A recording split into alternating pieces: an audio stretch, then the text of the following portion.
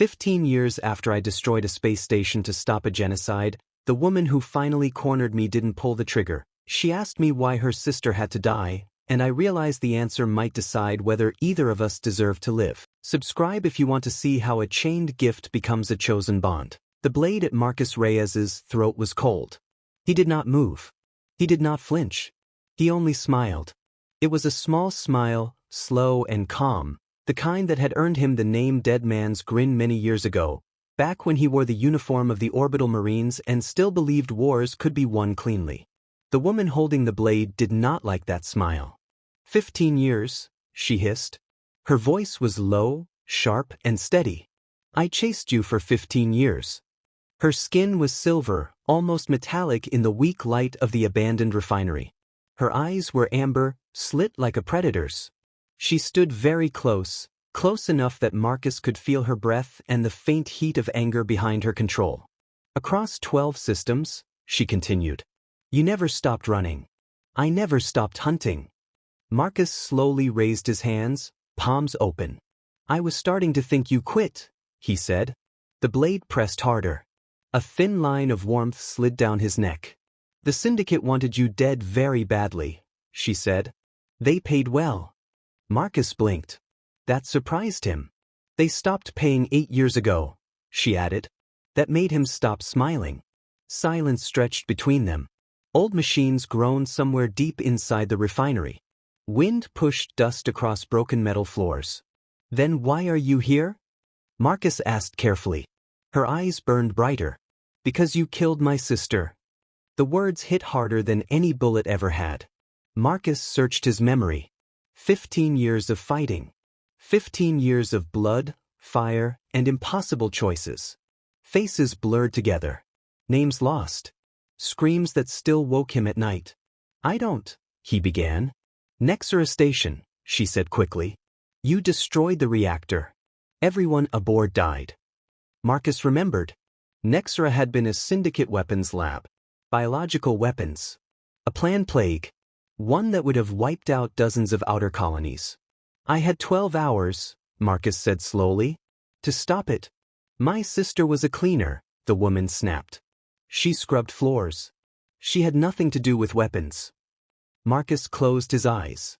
She wanted to be an artist, the woman went on. But there is no money for art in a mining colony. The blade did not move, but her hand trembled. When Marcus opened his eyes again, he looked straight at her. I don't know her name, he said. Her jaw tightened. And I won't pretend it doesn't matter, he continued. It does. But I chose between one station and millions of lives. You chose to kill her. Yes. The word hung heavy between them. That's not what the Syndicate said, she whispered. They lie, Marcus replied. That's what they do. Slowly, very slowly, he reached into his jacket. She tensed but did not strike. Marcus pulled out a small data pad, scratched and old. He turned it on and held it where she could see. 9 assassins came before you, he said. Do you know why their bodies aren't behind me? Her eyes flicked to the screen. Because I gave them a choice. The data pad showed records. Medical files. New identities. Relocation papers. Proof of Syndicate crimes. 3 took the choice, Marcus said. They're alive. Somewhere far away. The other 6 tried to kill me. She stared at the screen. This could be fake, she said. It could, Marcus agreed. But in 15 years, did I ever attack first? Did I ever kill someone who wasn't trying to kill me? Silence again. The woman finally pulled the blade back a few centimeters. Not surrender. Just doubt. I tracked you to Meridian 7th, she said. You were farming. You had a life. I did, Marcus said. Then you vanished. Because I knew you were coming, he replied. And I didn't want anyone else hurt. Her eyes narrowed. She studied his face like she was searching for something broken. You're not what I expected, she said. Neither are you. He gestured around them. A Syndicate hunter would have used poison. Or bombs. Or backup. You came alone. You wanted to look me in the eye. The woman lowered the blade fully. I am not Syndicate, she said. No, Marcus agreed. You're worse. She stiffened.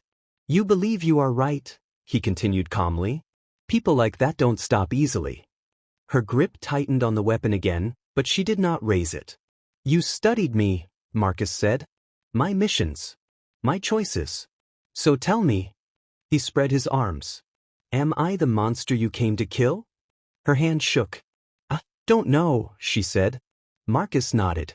Then maybe we should find out. They stayed in the refinery for 3 days. They slept in shifts, ate old emergency rations, watched each other like wounded animals. On the second morning, she spoke while he was eating. You don't eat much. Old habit, Marcus said. Hunger lasts longer than supplies.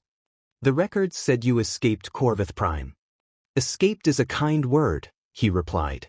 I survived. That night, she finally spoke again. My sister's name was Lorraine. Marcus stopped chewing. She was the youngest of 7, the woman said. Our mother died giving birth to her. Our father raised us alone. Her voice stayed flat, controlled. She sent money home every month, she continued. Never missed once. I'm sorry, Marcus said quietly. Sorry doesn't bring her back. No, he said. Nothing does. He met her eyes. If killing me would give you peace, he added, I wouldn't stop you. She stared at him. Then why didn't you run? She asked. You had chances. Marcus thought for a long time before answering. Because I'm tired, he said. And for the first time since she had found him, the woman did not know what to say. The woman did not kill him. That decision surprised her more than it surprised Marcus. They stayed in the refinery longer than planned. 3 days became 4. 4 became 5. Outside, dust storms rolled across the dead landscape, turning the sky into a red-gray blur. Inside, the refinery felt like a tomb filled with old ghosts and quiet thoughts. On the 5th day, she finally spoke again. The Syndicate destroyed my colony 6 months ago, she said. Marcus looked up from checking his rifle. All of them, she continued. My father. My brothers. My remaining sisters. Everyone I sent money to. Gone. He said nothing. There was nothing safe to say. I didn't know, she added. How could I? I was chasing you across the galaxy. Her laugh was short and bitter. I hunted you for 8 years without pay. I believed the Syndicate was just. I believed you were evil. Marcus nodded slowly. They're good at that, he said. They make monsters out of people so others won't ask questions. She stared at the floor. All this time, she whispered, they were the only monsters. The silence that followed felt heavy, but different. Not sharp like before. Softer. Tired. Why do you keep fighting them? She asked at last. You could disappear. Hide forever. Marcus walked to a broken window and looked out at the empty refinery yard. Because if I stop, he said, they win. She joined him. They always come back, he continued. New leaders. New names. Same cruelty. She clenched her fists. And now, she asked. Now they're planning something big, Marcus said. Bigger than Nexera. 100 colonies. Her eyes widened. You're sure? I've been tracking pieces of it for months, he said. But I can't stop it alone. She turned to him slowly. You want my help? I want your choice, Marcus replied. You can kill me. Walk away. Or you can help make sure no one else loses their family. She studied his face for a long time. If you're lying, she said, I will kill you. That's fair, Marcus said. She lowered her blade and slid it back into its sheath. Show me what you have. 2 months later, they stood on opposite ends of a dark cargo bay, checking weapons. The woman moved with sharp, efficient grace. Her silver skin caught the light as she adjusted her armor. Her name was Valeth, and Marcus had learned to say it without flinching. They had trained together, fought together, argued, planned. Trust came slowly, but it came. Tessalia Minor, Valeth said into the comm, Syndicate staging site confirmed. Marcus nodded. Contact left, she added as plasma fire screamed past him. They moved as one. Marcus dropped 2 enemies with controlled shots. Valeth ran forward in a silver blur, her blade flashing. She was faster than any human he had ever seen. Stronger. Data core? Marcus shouted. 30 meters ahead, she replied. Heavy guard. How heavy? 12 armed units, she paused, and something else. That made his stomach tighten. Pull back, Marcus ordered. Regroup. I'm not leaving without that data, Valeth said. If we die here, we help no one. Then we won't die. She moved before he could stop her. Marcus swore and followed. Because that was what partners did. They cut through the guards quickly. Too quickly. The hallway ahead opened into the data chamber. And something stepped out. It was huge. Tall arms. Black skin like polished stone. 7 eyes fixed on them with cold intelligence. Valeth froze. What is that? She whispered. Marcus felt his blood turn cold. A Vexer, he said. Syndicate executioner. The creature smiled. I remember your colony, it said, its voice deep and rough. The screaming was beautiful. Valeth's blade shook. Valeth, Marcus said calmly. Look at me. She didn't move. Valeth. Her eyes finally met his. Fear and rage burned together. You are not alone, he said. Not anymore. Something changed in her expression. The shaking stopped. The screaming was beautiful, she repeated softly. Then she charged. She moved faster than Marcus thought possible. Her blade struck between the creature's armor plates. It roared and swung, slamming her into the wall with a sickening crack. Valeth! Marcus shouted. The Vexer turned toward him. Your turn, human. Marcus emptied his rifle into it. The shots barely slowed it. He dropped the weapon and drew his knife. Yeah, he said. We're stubborn. The Vexer grabbed him, crushing his ribs. Pain exploded through his chest. Marcus drove the knife into the wound Valeth had opened and twisted. The creature screamed. This is for the Ketheri, Marcus gasped. For Lare. The grip loosened. The Vexer collapsed. Marcus fell with it, barely conscious. Through blurred vision he saw silver. Valeth limped toward him, her arm broken, her eyes burning with fierce life. Don't you dare die, she hissed. He coughed weakly. Data core, he muttered. She stared at him. Then he lifted his hand, showing the drive. She laughed. For the first time she laughed. Insufferable human, she said.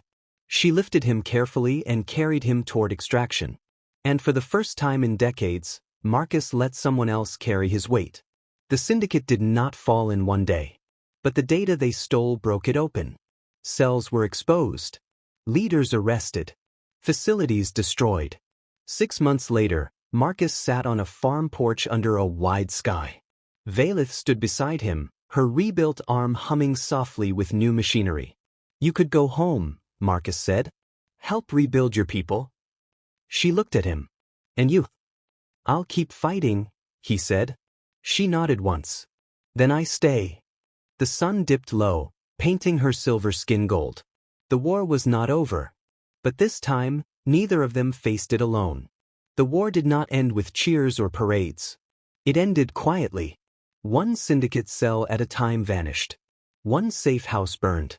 One leader was arrested or disappeared. The galaxy did not notice at first. Evil rarely fell loudly. It preferred shadows. Marcus Reyes and Valeth worked in those shadows. They moved often. New planets. New names. Old enemies. Sometimes they fought with weapons.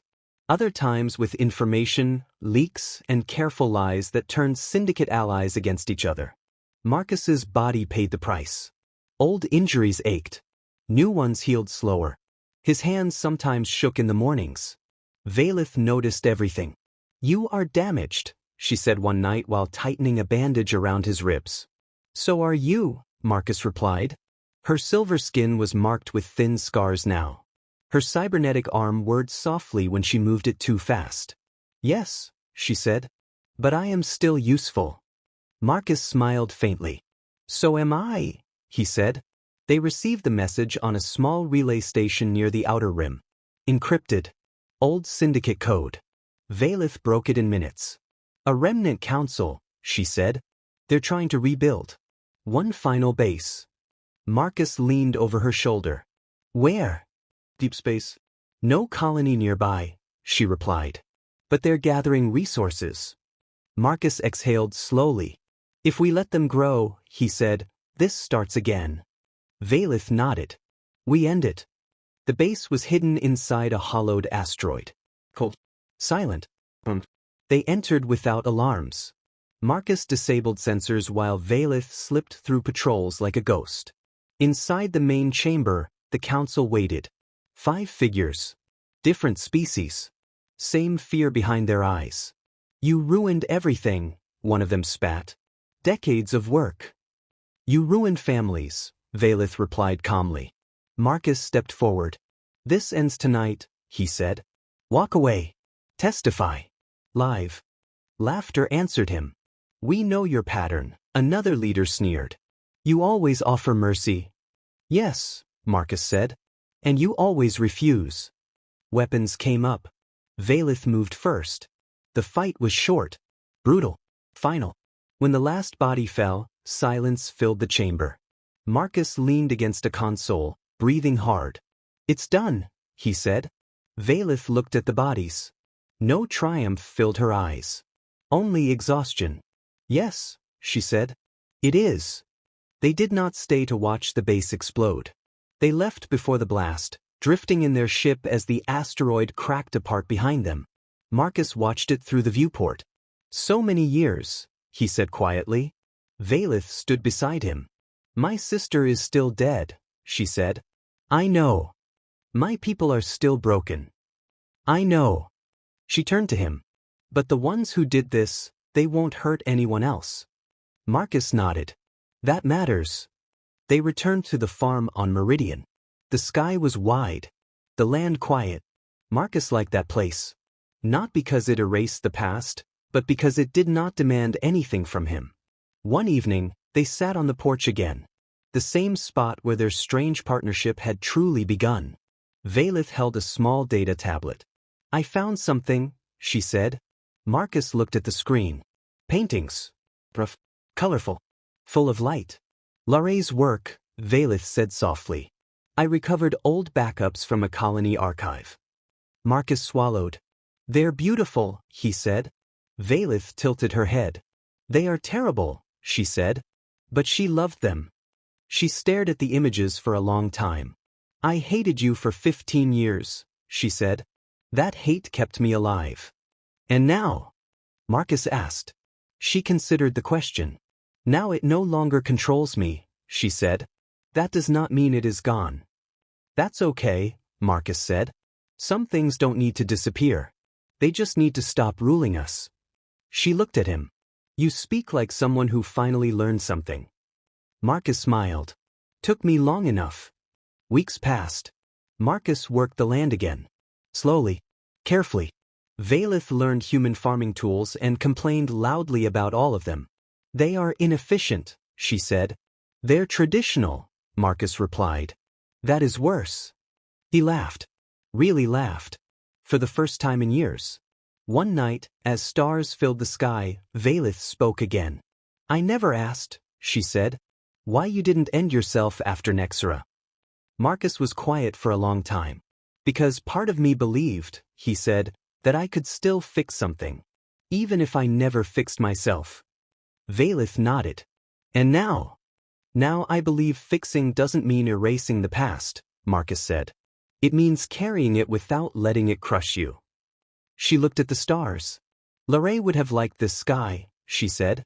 I wish I could have known her, Marcus replied. She glanced at him. You know her now, she said. Through her absence. Through the choices we made because of her. Years later, stories spread quietly. About a human and a Ketheri who dismantled an empire. About a monster who chose restraint. About a hunter who chose to stop hunting. Marcus and Valith did not correct the stories. They lived. Sometimes they fought again. Sometimes they helped rebuild. Sometimes they simply watched the sun rise over quiet fields. One evening, Marcus struggled to stand from his chair. Valith reached out and steadied him. I have you, she said. He leaned on her without shame. I know, he said. 15 years ago, They had stood as enemies. 9 bodies had been behind them then. Now, only ghosts remained. And they walked forward together, not forgiven, not forgotten, but no longer alone. Sometimes that was enough. Sometimes that was everything.